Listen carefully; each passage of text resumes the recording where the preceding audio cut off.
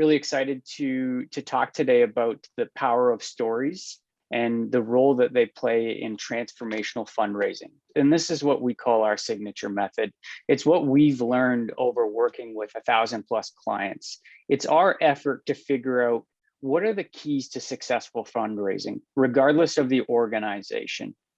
And so through that trial and error, 30 years of experience working with a number of different clients, we've come up with our signature method. And that is really 7 key elements. And the key elements are 1, your vision, which is really critical to what we're talking about today. It's basically, what do you want to tell someone? What is the story that you want to tell? Then we've got our fundraising leadership. Who's going to tell the story? The track record and authority is all about, why would somebody believe your story? Why would they believe that your organization has the credibility to do the work that you're talking about? Then there's the actual telling of those elements. Donor identification is all about, who should we tell our story to? Who would we want to go and share this story with? And the discovery visit is a little bit about that telling of the story. What's this process? How do we make people feel comfortable about hearing our story and not so concerned about, when is the shoe going to drop? When are they going to ask me for money? And then the last part is the stewardship. How do we show people that we actually put our story in action and we did the work that we said we were going to do? And so those are our 7 key elements to transformational fundraising. And so Will's here today to really talk about storytelling. And so before I start asking Will questions and leave the floor to him, I really want to share with you who Will is. And Will's a professionally trained actor. And I thought it was so cool that he's got his own IMDb page. I think that's when you've really made it, Will, is when you've got your own sort of Wikipedia IMDb page about all the acting that you've done. So that really impressed me. Also, all the great things that you've done. You've spoken with some world-renowned companies, really helped them with their pitch. Coming from Kitchener-Waterloo, the work that you've done really resonates with me for startups. You help startup founders really take their vision and help them craft a pitch so that they can fundraise. And I think that's such an interesting parallel to what we do as fundraisers as well. Different fields, and there is some different nuance, but I thought your insights from that work would be really powerful to share today. Theater, storytelling, public performance is one of the most ancient things we have.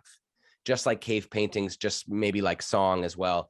It is one of those ancient, primitive, deep human instincts. But if we don't tap into that, we're missing out on a huge opportunity. And story is everywhere in our culture. It's in books. We get it right away from nursery rhymes that have stories in them. And lullabies tell stories, and children's books. And then we watch cartoons and we read. Even reality TV is telling stories. All of this stuff is constantly being portrayed to us. So if you don't tap into that and use that for your fundraising, you're missing out on a massive proven formula that will get people to pay attention, to remember, and to take those steps that you want them to take. So first we have to look at, what is a story? A story, in my definition, most basic sense, is the transformation of a character. Dan, if I ask you, do you have a good intuitive sense of what that means? I believe so. I mean, it's sort of this trajectory of going from where we are today to a future state. And yeah. Hopefully in our work, it's one of the things that we talk about is creating a better world. And it can be done on that individual level, or it can be done on a much broader level. Yeah, absolutely. And you can think about the scope of the story and the scope of your business and who you're helping as a series kind of concentric circles. And there's, there's you at the middle, and then your family outside that, and your community and your city and your country, or your sort of, and whoever it is that you're serving. And then of course, hopefully eventually the world. But it is about change, and it's about some kind of, as you said, from where we are now to where we want to be. And in this case, most of the time, we're not telling tragedies. We're trying to tell comedies in that very ancient Aristotelian sense. We don't want to say, in the future, everything would be awful. We want to paint a picture of hope. So in general, we would follow what they would call the comedic structure rather than the tragedy structure. That doesn't mean it's funny. It just means it's ending somewhere good, somewhere hopeful, somewhere optimistic. And in general, the studies show too that stories of optimism and hope have higher conversion rates of people donating. That's great. I mean, that's really great information, Will, because I was going through my slides last night and I was thinking about, what is a transformational vision, just as you would say a transformational story. And one of the new slides that I added in was hope, especially right now, is that element of hope I think we're all looking for in sort of a tragedy. We are looking for that hope through this pandemic, and donors really want to see, if I do make this investment, if I do invest in the charity, how do I know that I'm going to make a permanent change? And making sure that people understand how this vision leads to a better world. It leads to a better world, and is not just sort of a band-aid solution. It's not a solution that we're just going to kind of put a patch on the hole and hopefully that'll fix it for a while. And we might have to come back to you next year and ask you for the exact same amount of money. I think a lot of people are looking for more permanent solutions. The 3 main ingredients of a good story. There's a problem, and that's where you start. This is ordinary world. Ordinary world right now, there is a problem. Whatever that is. I'm just going to pick on people I can see, and I really hope you're comfortable with this. Yep. Thank you, Carmen. No problem. Yes. So could you please tell me a bit about, I think it's Compass? Yep. Compass Refugee Center. Awesome. Could you tell me about the problem that you're solving? We're trying to provide a space for refugee claimants. These are not refugees that are brought by the government nor privately. We provide help and support free of charge for them to be able to stay in Canada to obtain safety. Okay, so that's fantastic. First of all, and give Carmen a round of applause, because that was very nice and concise, and obviously great work that you're doing, and really important work. So I just want to point out, and Carmen, I don't want to give any you to take this in any kind of criticizing way, but this is something that I see all the time. We tend to start with the solution. So what do? We provide this. We do that. We help with this. And that's totally natural. Everybody tends to do that. What I want us to think about is switching that order. What is the problem? So if you do not do this work, what is the problem that people are facing? What is going to happen to them if your organization does not provide them with this help? You want me to say that? Yes, please. Okay. Could you tell me? Yeah. No worries. I thought you were going to tell me what. I don't know. You know better than me. Yeah. You know way better than me. The problem is that people around the world need safety. Because of the lack of safety in their own countries, they have to uproot and find a safe place. Beautiful. Mm-hmm. Does everybody feel how much more emotionally engaging it is when we start with the problem versus starting with the solution? People around the world are unsafe and have to uproot their lives and move. Instead of listening to a representative of an organization describing their work, which unfortunately a lot of us have negative connotations with that if we're at a boring business thing and we're going around the room and people are like, we provide software solutions for medium-sized enterprises in the Pacific Northwest. You're just going, oh man. And you kind of are at these things and it's brutal. But if you hear a story about people, real people that you can relate to, which was what you told so beautifully just now, and using that kind of emotional language, words like safety, words like uproot, that is really good. That's really strong emotional language. And also what I noticed is when you said the solution, you said we are trying to provide, but when you told the story, you were able to be a lot more strong with your language. Mm-hmm. People are unsafe. They have to uproot their lives. And it is very often quite easier to talk about the problems in stronger terms because we don't feel like we're bragging or boasting about ourselves or our organization. Mm-hmm. It's people need help. It's a lot easier to be stronger when we're talking about the people we love and the people we really want to work with and help than it is to be like, we are amazing as an organization. So starting there starts you off on that strong right foot. And you told it beautifully. So thank you so much, Carmen. That was really, really nice. Thank you. Okay. Yes. Amy, please tell me a bit about your work. From the beginning of your process or just if you can start with a problem, then your solution, Is that okay to ask you to try? Okay, thank you. Yeah, for sure. So believe it or not, 1 in 5 kids in Canada actually are struggling with food insecurity and aren't getting enough food to eat on a daily basis right now. And this is what Meal Share is all about. So we are running a buy one, give one program nationally to help end youth hunger in Canada. And how we do that is by partnering with local restaurants across the country. And we place our logo next to a couple of menu items. And when customers go into those restaurants and buy a Meal Share item, they get their meal just like normal. And we then, through our charity partners that we work with, provide a meal to a youth in need on their behalf. Beautiful. Really, really lovely. Nice job. Nice job. Yeah, that was really nice. And I loved starting with the stat. So now let's work on the prize, if you would, with me, Amy. So the prize, the transformation, this is when we give to you our money, and when your organization is able to do the work that it wants to do, what does the world look like? And what does it look like for the people you're helping? Well, our big vision is that we live in a world where our grandkids won't know that kids used to go hungry. They won't even believe us. And that's our long-term vision. Right. And how we do that is just expanding through cities and communities right across the country, sharing more and more meals, partnering with more local charities so that we're creating this big community of support to eventually put an end to youth hunger in our lifetime. Yeah, that's really beautiful. And what I would say too is that, again, think about the starting small and expanding. So what I would say to you is your overall story, let's call it an elevator donor pitch, would be something like 1 in 5 kids in Canada don't get enough to eat. With our solution, it's Meal Share. Yes. Yeah, Meal Share works with restaurants to allow patrons to buy a meal that we give to a kid in need. We are going to expand to different cities and communities to eventually end youth hunger in our lifetime. And then ending with that big aspirational, uplifting, hopeful, that hopeful thing we were talking about before. So I would always end with that, ending with the grand vision or some reiteration of the grand vision. I mean, you can have the vision earlier if you want, but ending with the grand vision beyond just what happens when when the donor gives you their money. They want to know, maybe for those pragmatists, okay, it's going to go to this, and we're going to expand to, we have 10 restaurants. We're going to hopefully have 20 if if we can hit our fundraising goals, and then we're going to get Ottawa, and then we're going to get Kingston, and then we're going to get Ontario. So that's a really powerful thing, that expanding thing, and then ending with that transformation. The transformation is a world where 1 in 5 kids goes hungry. That's where we started the story, to a world where 0. And that's the transformation.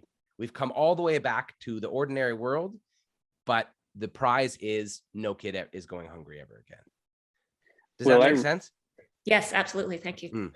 How does this weave into fundraising? We talked about the storytelling, but how do we weave that into the fundraising process more specifically? When you come up with these big visions, often they're internally focused. They come out of a strategic planning process, and they haven't been articulated in a way that actually resonates with a donor. So this is where I'm starting to blend in some of Will's work, and what we do around this, the transformational fundraising is the organization has a vision. We know where we want to go, but how do we actually communicate that vision to a potential donor? And how do we actually communicate that vision at a level that they're going to really resonate with? And I think that's a really important aspect. Sometimes we distill our vision down because maybe we don't think we can get there as an organization, or maybe this donor isn't, this isn't the right conversation for them. But our belief is really sharing your vision at the highest level in everything that you do is really important to inspire people to make a difference. Now, how you ask for their support is very tailored to what they can do or what they may have the capacity to do. If you say, well, we need $10 million to fix youth hunger, and we'd really like to ask you for $20, there's a big disconnect there.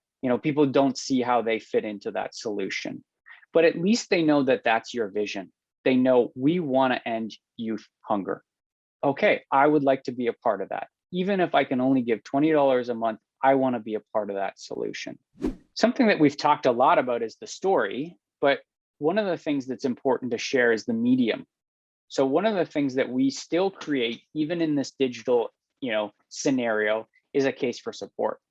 Now we've moved away a little bit from that traditional case for support, which would be a hard copy, a brochure. It's something that you would take to the donor's presentation, but we still use a case for support. Just as I'm using slides today to visually show you what I want to talk about, it's really important to have a case for support. And the case for support is a visually appealing document that enhances your storytelling.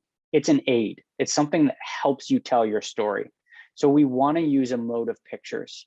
We want to use language that really allows you to tell the story. We want to use that story narrative that Will talked about, is we've got the problem, the solution, the prize. These are all the formulaic elements to a great case for support. And so this is a really important document, even in today's sort of digital hybrid world. It's something that's quite critical to have. And so that's one thing that we're continuing to teach our clients to do, is create this hybrid document. And it can be as simple as a slide presentation that is graphically available to print when necessary. And so it allows you to craft your story in such a way that in this medium over Zoom, you can still communicate the things that you need. You can still communicate that impact through pictures and quotes and testimonials and statistics, and they can visually see what you're talking about. So we are still encouraging our clients to use a case for support model. We're just encouraging them to start with a digital one so that you can present over Zoom, but remembering sort of the end medium in mind is print. One day we want to get back to doing these things in person. We want to give a donor a physical copy of our case for support. The other thing that's important to remember about a case for support is it's a leave behind document. In these presentations where you're sharing with the donor your big vision, what you're up to, the big impact that you're making, it's important to give them a leave behind document where they can sit with this document and think about all the things that you said, to really make a decision whether they want to join you on this journey, whether they want to support what you're up to and want to support your vision. So having a case for support as either a physical or digital leave behind document so that they can process with their own time or with their family is a really critical aspect. What we've been working on with our clients is starting with PowerPoint. It's simple, it's easy to customize, and yet it can be very visually appealing and professional at the same time. The other thing that I alluded to is these really should be face-to-face conversations. If you're talking about a transformational vision and what may be a transformational need for support from a donor, these should really be face-to-face conversations. And the new definition of face-to-face is Zoom counts as face-to-face. We're still looking at each other. We can still see emotion. It's still a two-way dialogue. But this isn't something that you just send to somebody in an email. When you're talking something transformational, you really need to be presenting it to them directly. The other thing that we articulate is ask for what you need. This is probably one of the most difficult parts of the storytelling is, what do I ask them for? How much is an appropriate amount? What is the correct amount to ask a donor for? And so we've, again, kind of flipped that process on its head and said, ask for what you need. Build a gift table. And this is something that we'll be releasing soon as a free gift table generator. So hold on for that. A gift table is a great way to show your recipe for success. Here's what we need to be successful. We know we need to raise $1 million. And here's how we're going to do it. We need 1 donor at this level. We need 5 at this level. And it takes the guessing work out of it because you're just presenting what you need. And there's no need for games on, well, what could they give? Is it twice as much as I need? Like, all of that stops right away because it's an impossible process to figure out.